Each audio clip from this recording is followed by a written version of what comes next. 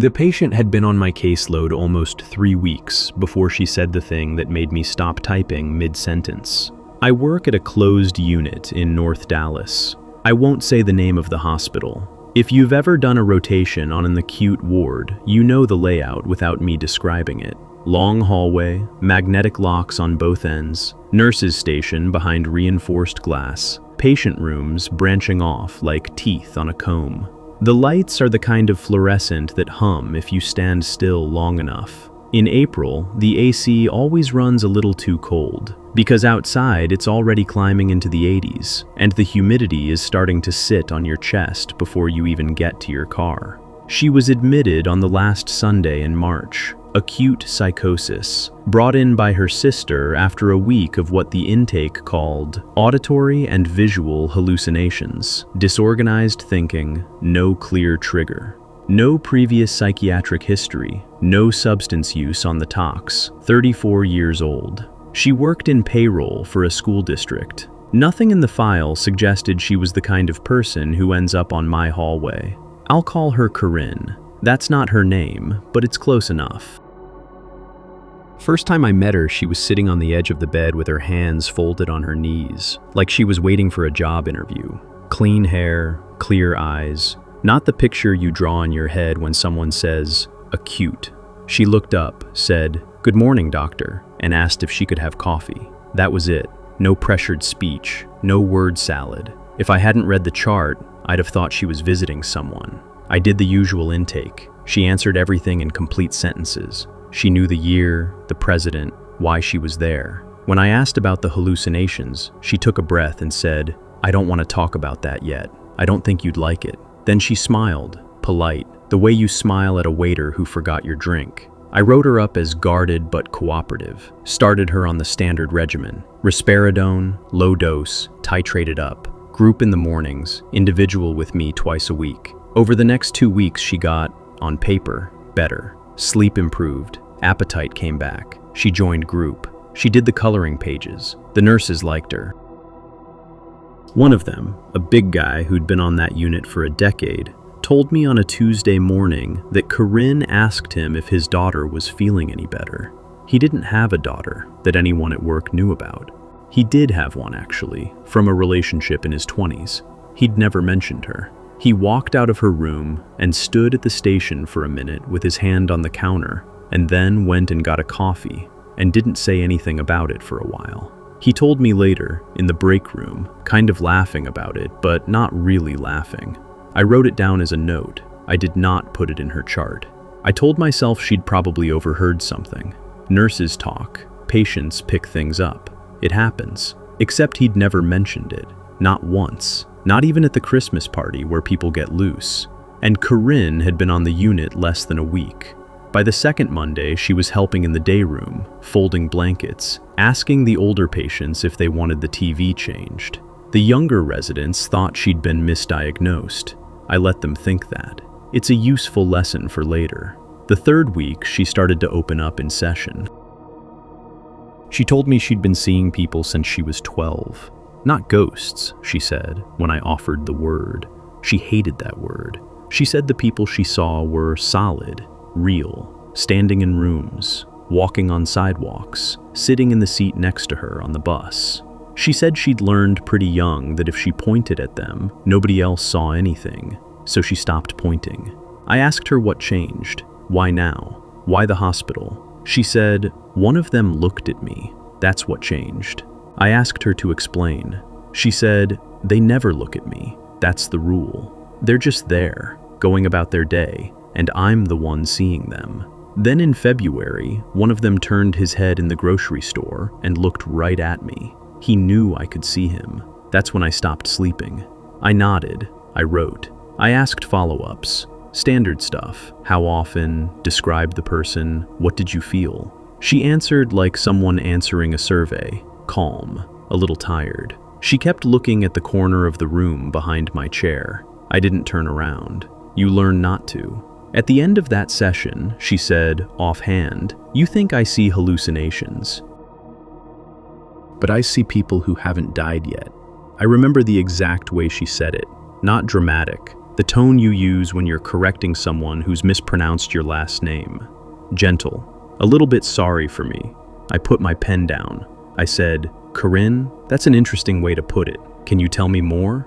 She said, "You, for example. I've been seeing you for about 3 years, long before you were my doctor." Then she folded her hands again, waited.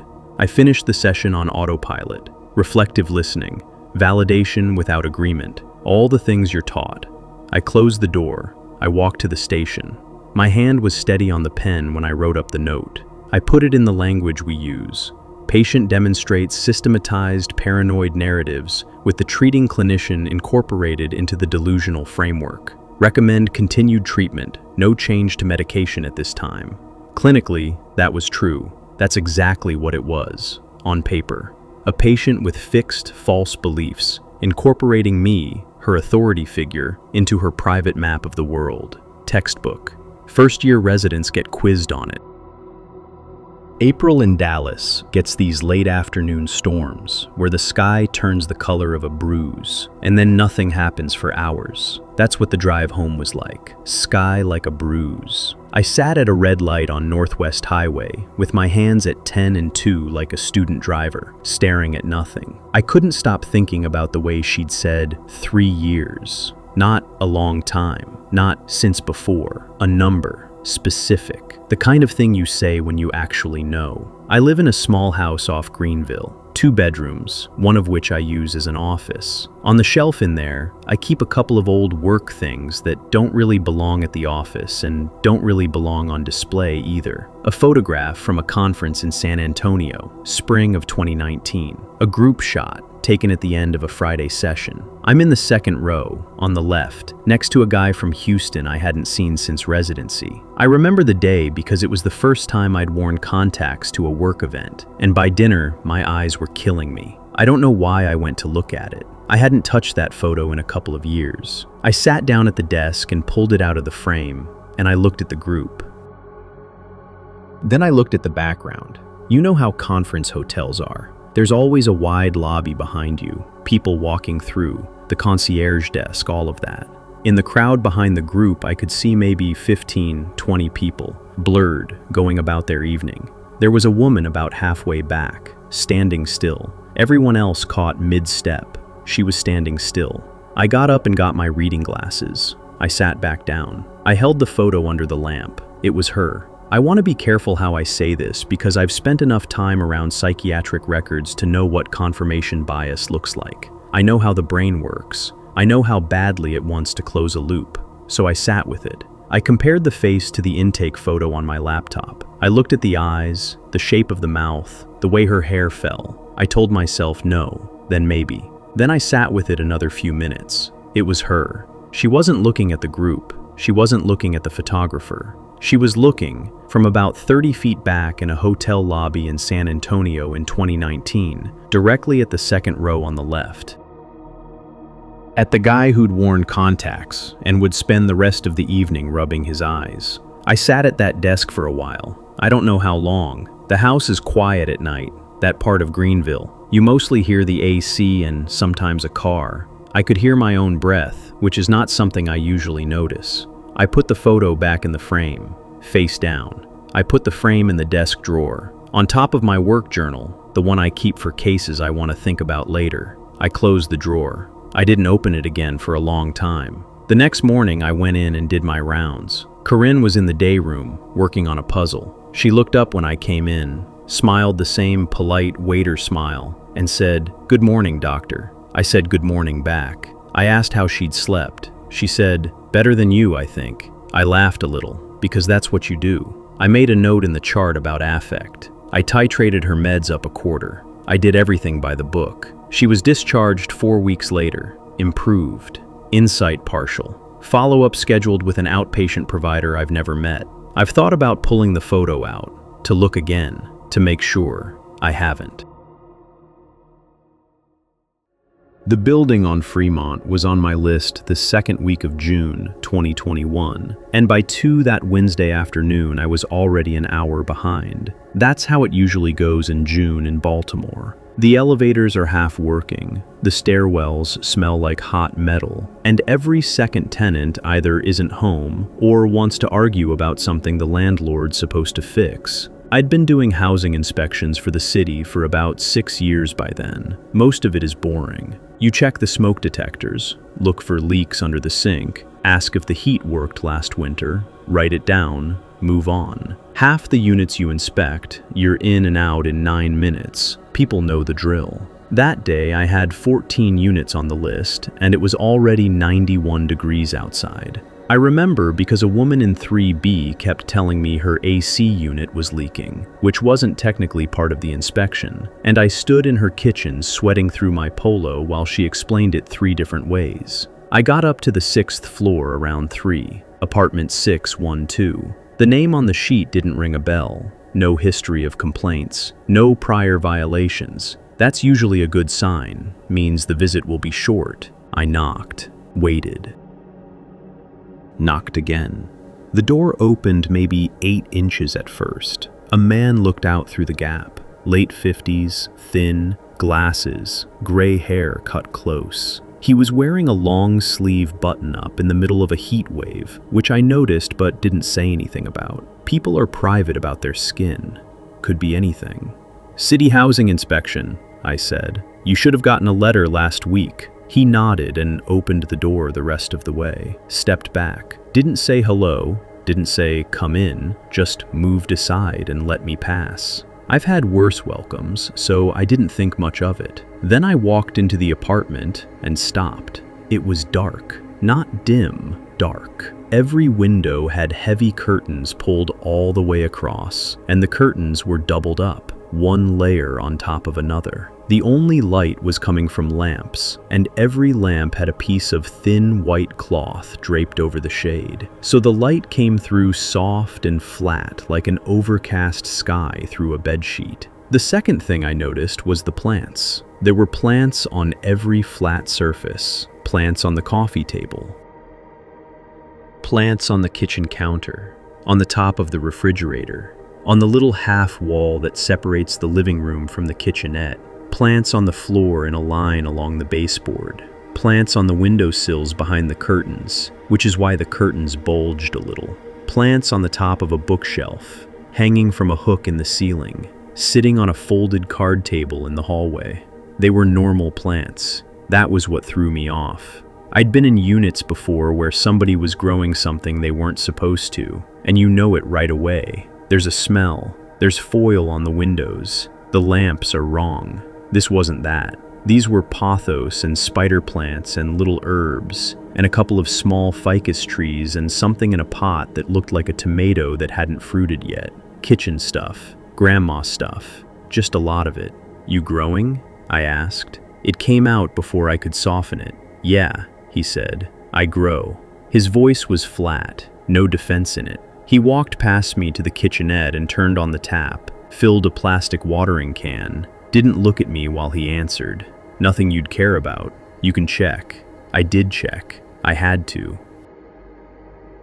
I walked the perimeter of the living room, lifted a couple of leaves, looked at the soil, looked at the lamps. He had a couple of grow lights, but they were the kind you can buy at Home Depot, and they were on timers, and they weren't running at that moment. Everything was legal. Everything was, honestly, kind of well kept. The soil was moist. Nothing was dying. He'd wiped the leaves on the bigger ones so they had that shine you only get if somebody's paying attention. I went through the checklist. Smoke detector, working. Carbon monoxide, working. Kitchen faucet, no leak. Bathroom, no leak. No mold in the corners. Tile grout intact. He followed me at a polite distance, watering can in one hand, not talking unless I asked something. I was in the back bedroom, checking the window, when I noticed the paper. Under one of the pots on the dresser, there was a square of white paper sticking out from the drip tray, just the corner. I don't know why I looked. I lifted the pot maybe an inch and slid the paper out. It had a name written on it in pencil, just one word,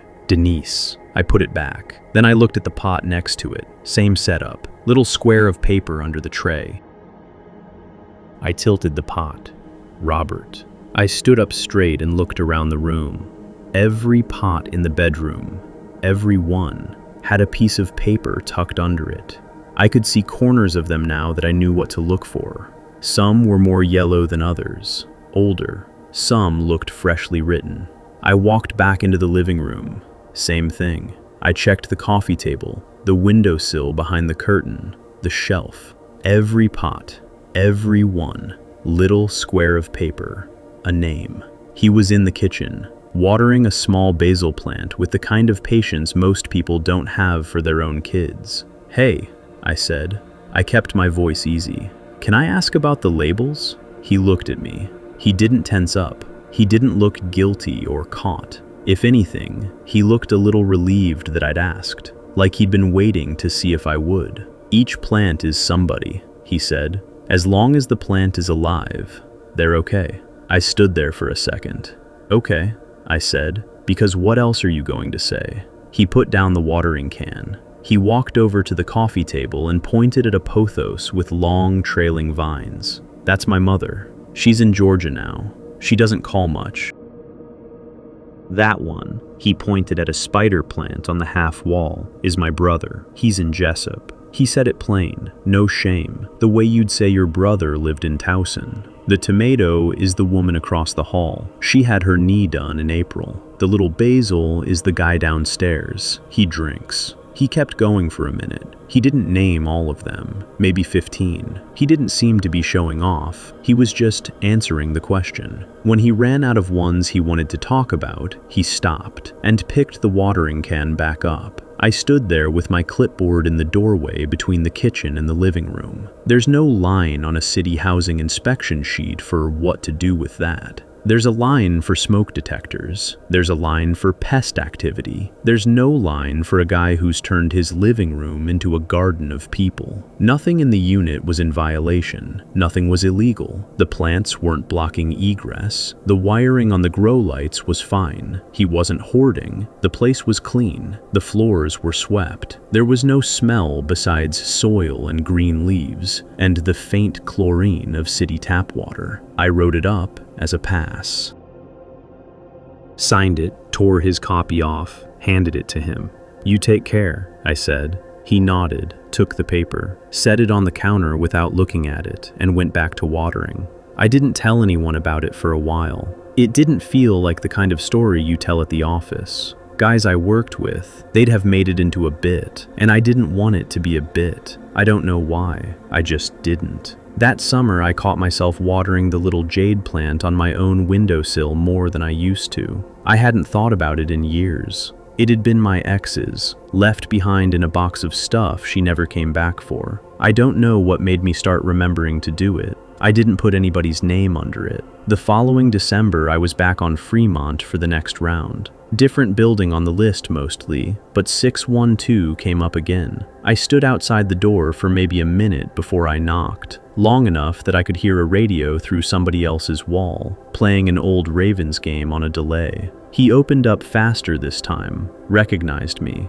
Long sleeves again, even though the building's heat was cranked up too high, the way it always is in those units in winter. I did the checklist. Everything was fine. Same soft-covered lamps, same curtains. The plants had moved around a little. Some were bigger, one or two were in bigger pots. I didn't lift any of them. I didn't need to. At the end, I stood in the doorway with the paperwork in my hand. "How are the plants doing?" I said. He thought about it for a second, looked around the room like he was doing a count. "They're all alive," he said. I said take care, and I left. I heard him lock the door behind me. One deadbolt, then the chain. I walked down the hall to the stairs, and I went to my next unit, which was 3 floors down. A woman with a broken window latch and 2 cats. She talked the whole time I was there. I did that job for another 2 years before I moved to permits. I never got called back to 612 for a complaint, not once. As far as the city was concerned, it was one of the easiest units on the block. I don't know what I'd have done if he'd told me one of them had died. The call came in around 2 in the afternoon, last stop of my Thursday route. Guy in Parkville, off Taylor Avenue, complaining his signal had been cutting in and out for about a week. Dispatch flagged it low priority. which meant I was the third or fourth tech to see the ticket slide down the queue. October 2020, everybody was home all day, watching cable and finding new problems with it, so the queue was a mess. The house sat back from the road on one of those sloped lots where the driveway ran up at a bad angle. Split level, brick on the bottom half, that pale yellow siding on top that everybody in the neighborhood put up in the 80s and never replaced. Lawn was cut, but nothing else was. No pumpkin, no lights, no chairs on the porch. In October in Baltimore, half the block usually has something out by then. This one had nothing. I parked on the street because the driveway was steep and I hate reversing off those. Grabbed my bag, my meter, put my mask on at the door. Company rule that year. And honestly, I preferred it. Fewer conversations. He opened before I knocked. That threw me a little. Older guy, maybe mid-50s. Thin, wearing a gray cardigan over a shirt that had been ironed. Not new ironed, just you could tell he still ironed shirts. He smiled when he saw me and stepped back to let me in. "Thanks for coming out," he said. "I know I'm not urgent." "No problem, sir. You reporting signal drop on all outlets or just one?" "All of them. All 4. I asked if I could see where the main line came in, and he pointed me toward the utility closet by the back door. Clean house. Not weird clean, just kept. A pair of reading glasses on the counter, a coffee cup, still warm looking, newspaper folded to the crossword. I got to the panel and started running a signal check. That's when I noticed the first TV. It was in the living room, off to my left through the doorway. Big set, maybe 60 inches, mounted on the wall. And it was on, just static. Gray and white noise, no picture, no audio because he had the volume down, but on. I figured, okay, that's the outlet with the problem. He left it on the bad channel so I could see. Fine. I went back to the panel. Then I walked into the kitchen to check the splitter on the back of that outlet.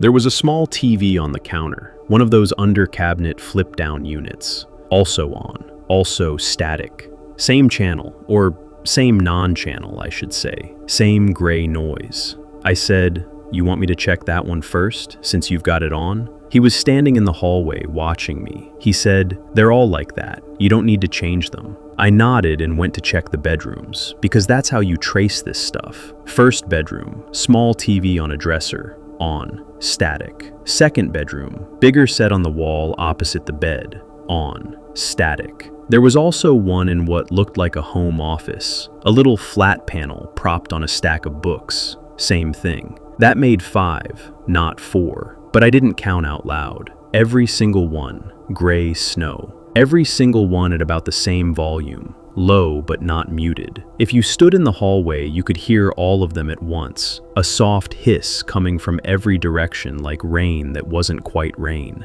I want to be clear about something. Static like that isn't a channel. Cable providers don't broadcast it. If you're on our service and there's no signal, you get a blue screen with an error code, or you get the guide, or you get nothing.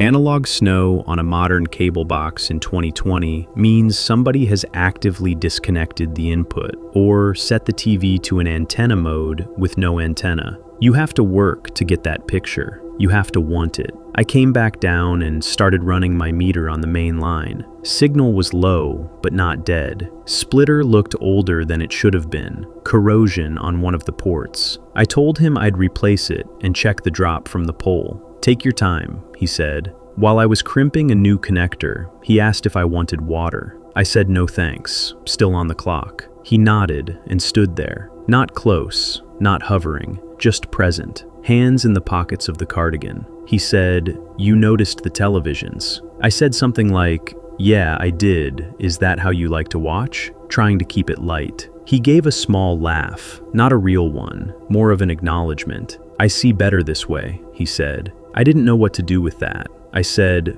"Better than what? Cable?" He didn't answer. He looked past me at the little TV in the office. Then he said, without me asking anything, "She sometimes appears in the static. I don't want to miss it." I kept my hands moving. That was the only thing I remember thinking clearly. Keep your hands moving. Don't stop crimping. Don't turn around fast. I said, "Okay." He said it again, quieter, almost like he was reminding himself, I don't want to miss it. I finished the splitter. I told him I needed to go outside and check the drop, and I walked out the back door and around the side of the house to the pole. My hands were fine. My hands were steady. I just wanted air that wasn't full of that hiss. The drop was okay. Weathered, but okay. I tightened it at the tap, came back in through the front so I wouldn't have to go past the office, and I ran a final check. Signal came up clean. All 5 sets, if he ever tuned them to anything, would work. I told him he was good. He walked me to the door, thanked me, asked if I needed him to sign anything. I had him sign the tablet. His hand was steady too, neat signature, like the shirt. At the door he said, "Sorry about the TVs, it probably looked strange." I said, "It's fine, sir. You have a good afternoon." He said, "You too. Drive safe." I got in the van. I put my bag on the passenger seat. I did not start the engine right away. I wrote the address down in the little notebook I keep in the door pocket. I don't usually do that.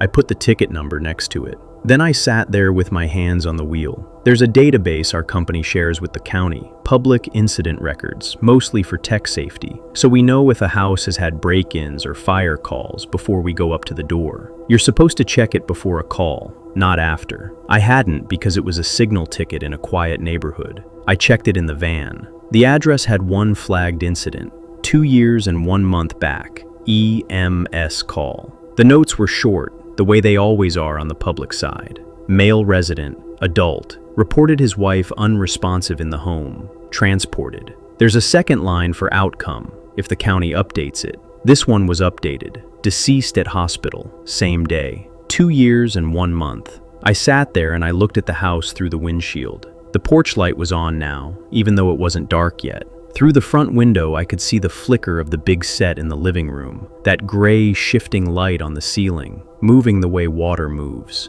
I thought about a lot of things in about a minute. The cup of coffee still warm on the counter, the crossword folded neatly, the ironed shirt, a man keeping his house the way she probably kept it, because that was the version of the house that made sense. 5 televisions on the same nothing, all day, every day, because somewhere in his head he had decided that if he watched long enough, hard enough, in enough rooms at once, he wouldn't miss the second she came back. I didn't call anyone. I want to say I thought about it and decided not to, but that's not true. I just didn't. He wasn't hurting anyone. He wasn't hurting himself. At least, not in any way a phone call from a cable tech to a non-emergency line was going to fix. He'd answered the door in a clean sweater and thanked me for coming out, and asked if I wanted water. There's no number you dial for that. I sat in the van maybe 4 or 5 minutes. A woman walked a small dog past my window and didn't look at me. The porch light stayed on. The flicker on the ceiling of his living room kept doing its slow shifting thing. Then dispatch pinged me about the next ticket, a modem swap 2 neighborhoods over, and I started the engine and I drove. I finished my route that day. I finished my week. I put the notebook back in the door pocket and I didn't tear the page out. Sometimes, when I'm on a call and the customer has a TV on in the background, doing nothing, just on, I catch myself checking to see what's on the screen. Most of the time, it's the news, or a game, or one of those channels that shows houses for sale scrolling by. Normal stuff. People leave TVs on for company. That's a thing people do. I still drive past that street sometimes when a ticket takes me through Parkville. I don't slow down and I don't look at the house. I just keep going, hands on the wheel, and I let the address stay in the notebook where I put it.